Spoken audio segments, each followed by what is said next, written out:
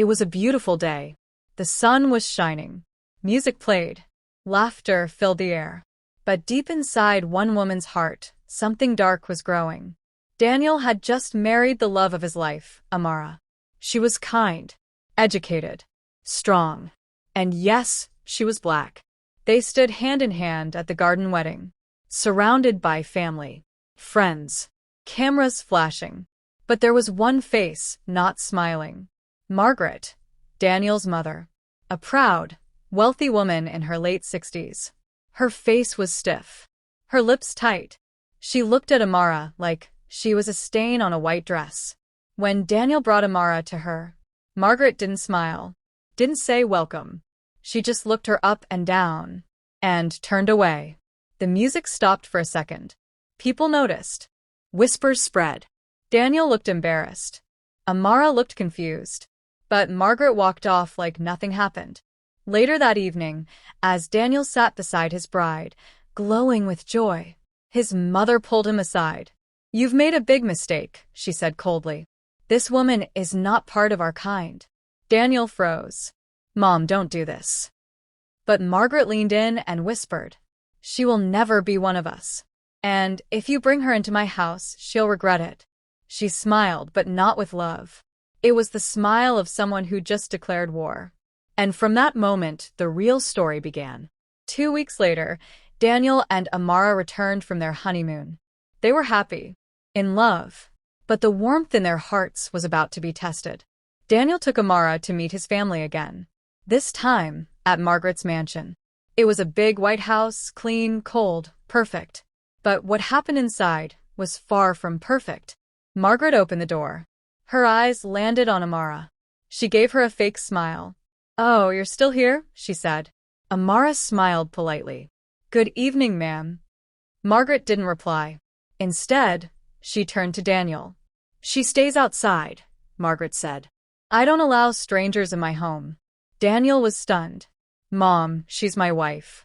She's family now." Margaret crossed her arms. "Not in this house." Amara took a deep breath.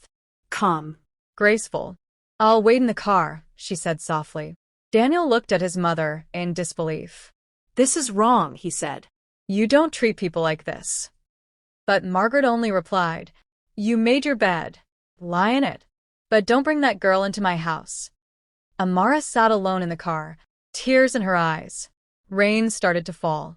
Soft at first, then heavier. Inside, Margaret served dinner. Daniel sat quietly, didn't touch his plate. His heart was torn. He looked out the window, saw his wife waiting alone, and he made a choice. Daniel stood up, took his car keys. "If she's not welcome here, then I'm not either." He walked out, into the rain, straight to Amara, and drove away without saying a word. That night, Margaret felt proud. She thought she had won, but she didn't know what was coming next would break her. A week passed. Daniel and Amara found a small apartment. It wasn't much, but it was theirs. They were happy. They had each other. But Margaret was still angry. She wouldn't accept that Daniel had chosen Amara over her. She told family and friends, "That girl doesn't belong with us." Daniel heard it all, but he stayed quiet. He didn't want to argue. He didn't want to fight anymore. But Margaret wasn't done. She sent gifts. Expensive gifts. "This is what you should be giving her, not your poor choices," she wrote in one card. Amara didn't want to touch them. "It's just her way of hurting us," she said softly. One afternoon, Daniel got a call. "Your mother's sick. She wants to see you," said his sister. Daniel felt a lump in his throat. Should he go? Should he see her again? He didn't want to. He tried to make things right, but it felt like it was never enough for his mother. Still, family was family. "I'll go," he decided. "But Amara's coming with me." Amara looked worried, but smiled. "I'll be with you no matter what." They arrived at Margaret's mansion. It was dark inside. The air felt heavy. As they stepped into the living room, Margaret was lying on the sofa. She looked pale, weak, not like the woman who had once been so powerful. Daniel walked toward her. "I'm here, Mom," he said. Margaret barely lifted her head. "Sit down," she whispered. Daniel sat. Amara stood behind him, unsure. "You're here," Margaret said. "But you brought her? Why?" "Because she's my wife," Daniel replied firmly. Margaret scoffed. "She's nothing like us. Nothing at all." The words were sharp, like daggers. Amara stayed silent. She refused to show weakness. But Daniel's anger started to rise.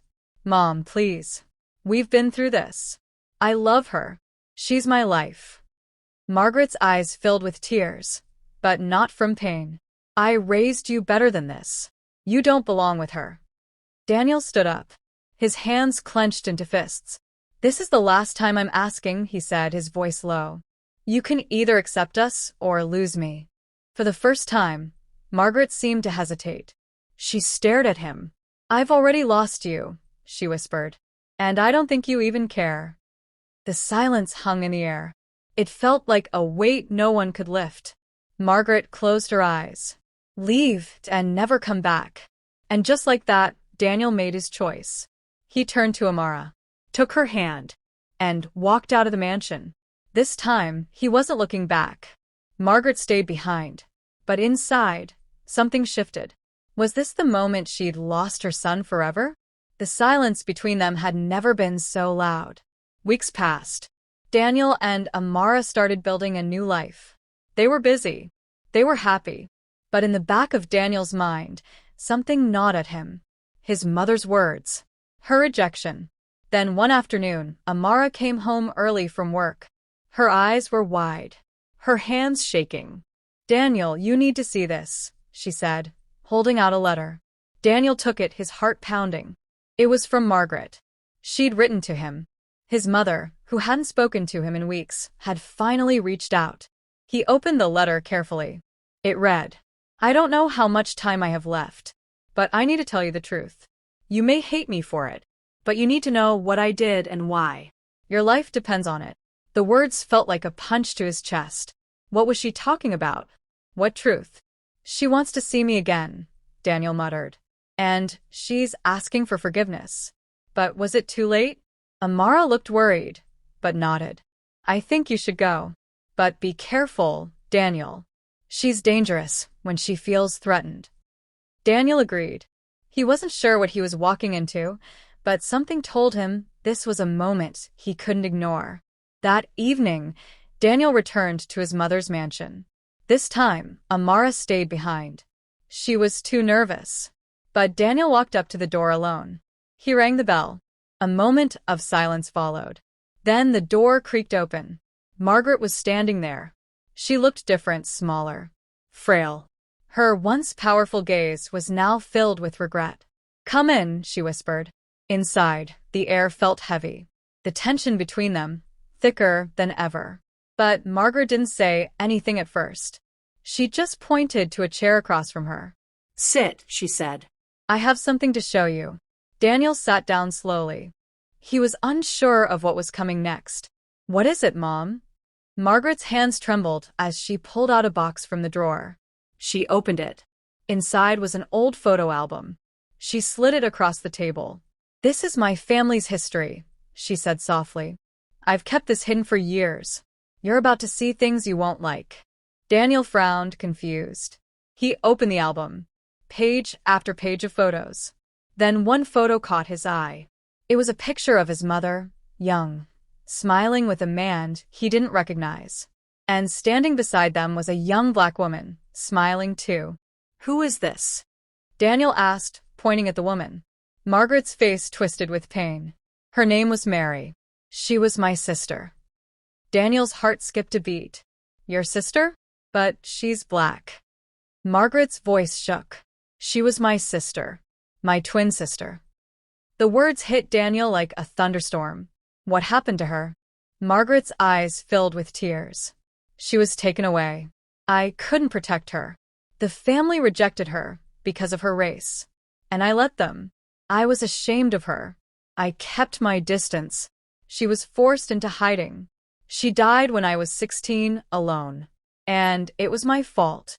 Daniel was stunned. This was the woman who had spent her life hating Amara. But now, he was hearing the truth, a truth that had been buried for decades. Margaret continued, her voice cracking. I've lived with the guilt every day. And when you brought Amara into our lives, I saw Mary in her. I saw the pain I caused my sister. And I couldn't face it. I rejected her, just like I rejected Mary. Daniel's hands trembled. The weight of the past was suffocating. The woman who had rejected his wife wasn't just racist. She was broken. She had never healed from the trauma of her past. But now I realize, Margaret whispered, that I was wrong. I can't change what I did to her, but I can change how I treat you and Amara. Daniel's heart softened.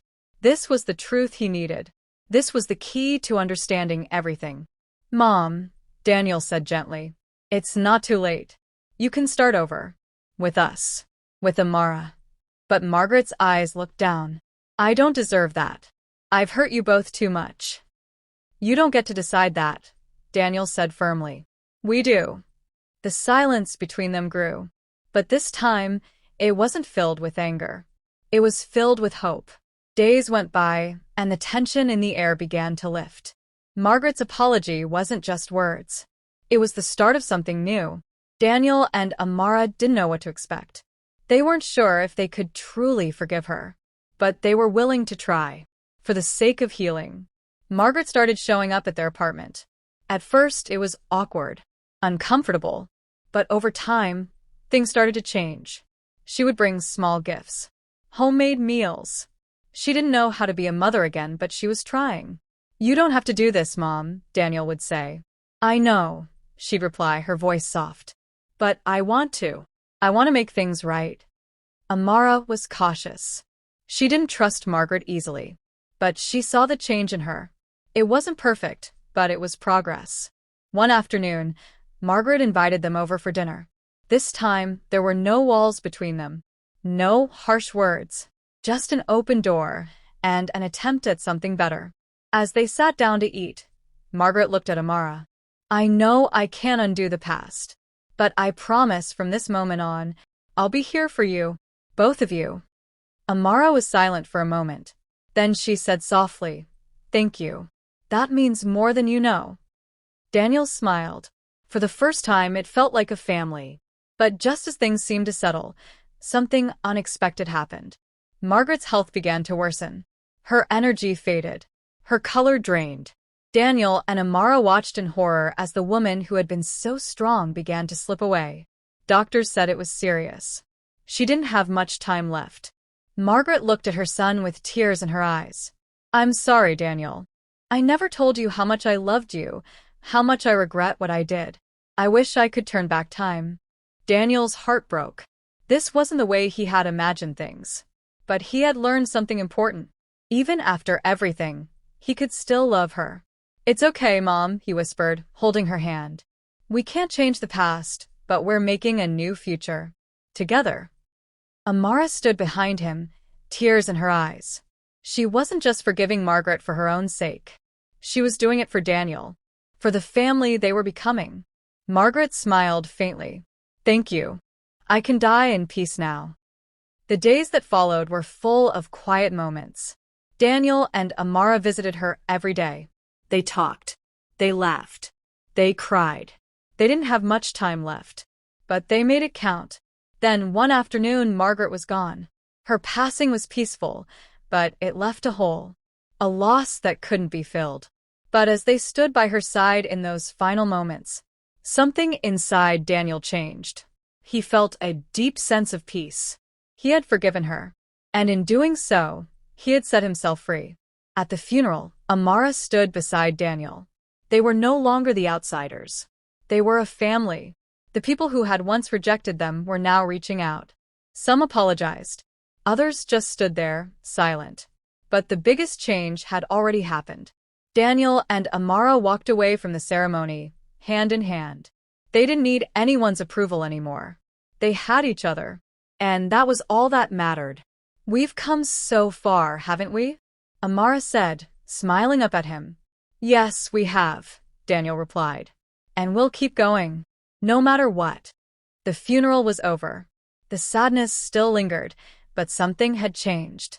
Daniel and Amara were different. Stronger. United. They returned to their apartment, But this time, it wasn't just about survival. It was about moving forward. Together, Daniel knew that the pain of the past would always be a part of him.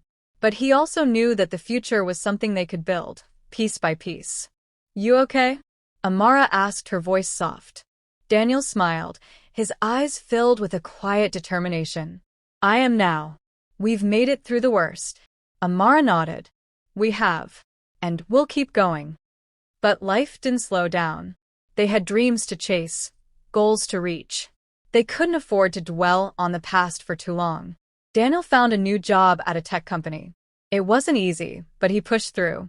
And Amara, ever determined, opened her own small business. A beauty salon. It was her dream, her escape. Slowly, they began to build a new life. They made new friends, found new ways to enjoy life. But the shadow of Margaret's death still loomed large. One day, while cleaning out the last of Margaret's things, Daniel found something in her drawer.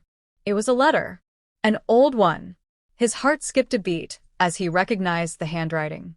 It was from Mary, his mother's twin sister, the one he had never known. He opened it carefully.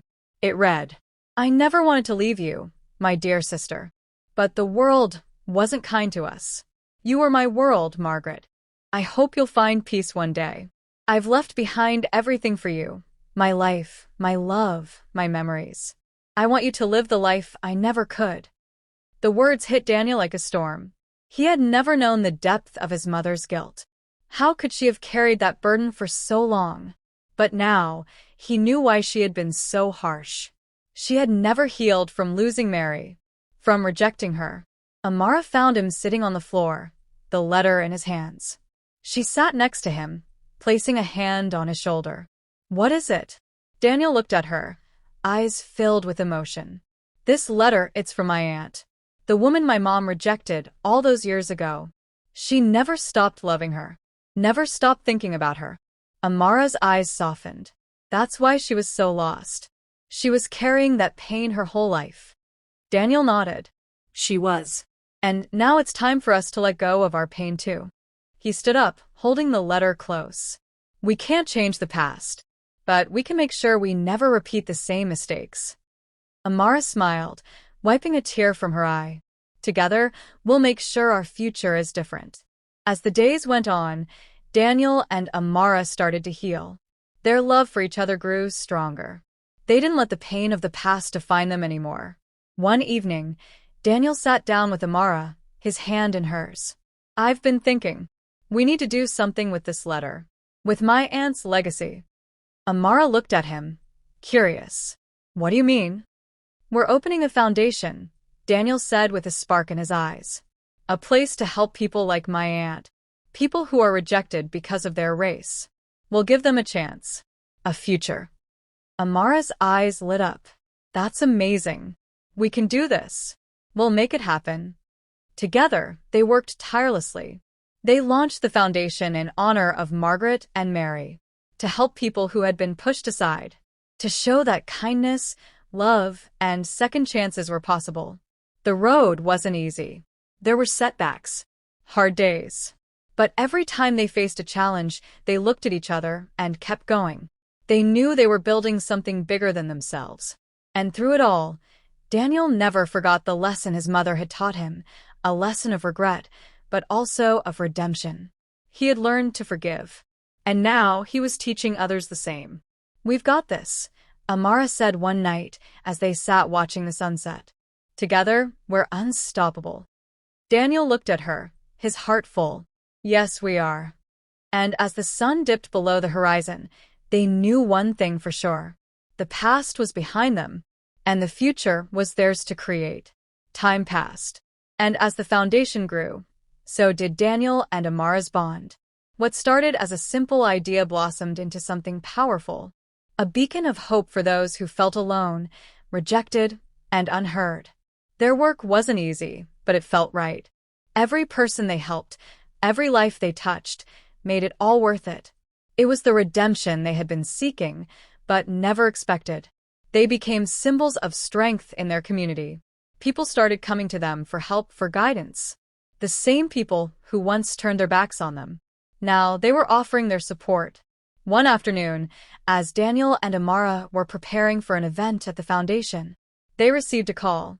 It was a young woman, trembling with fear. She had been abandoned by her family, cast aside because of her race. "We'll be there for you," Amara said, her voice full of compassion. "You're not alone anymore."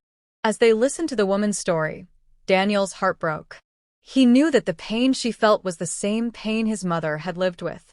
And he also knew that helping her, helping anyone, was his true purpose.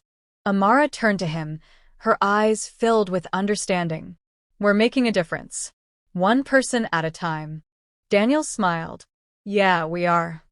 Later that evening, as they stood before a room full of people, Daniel looked around. He saw so many faces, each with their own story, their own struggles. And in their eyes, he saw hope. "This," he said softly, "is what my mother never saw. The strength in all of us. The power of kindness, love, and forgiveness. It can heal. It can change the world." The crowd cheered, and Daniel felt the weight of everything lift off his shoulders. For the first time, he felt completely at peace. After the event, as the night skies stretched above them, Daniel and Amara stood together, hand in hand, looking at the stars. They had come so far. The road hadn't been easy, but it had been worth it. Amara looked at Daniel, her heart full. "We did it." Daniel nodded. "We did." And as they walked into their future, side by side, they knew that no matter what came next, they were ready. They had each other, and they had the strength to face anything. The story of rejection, pain, and betrayal had come to an end. But it had led to something beautiful. A story of forgiveness, redemption, and love. As they stepped into their new life, they knew one thing for sure. The future was theirs. And it was filled with endless possibilities. The past is a lesson. The present is a gift. And the future? It's a chance to make it better. For yourself, for those you love, and for everyone else who needs a second chance.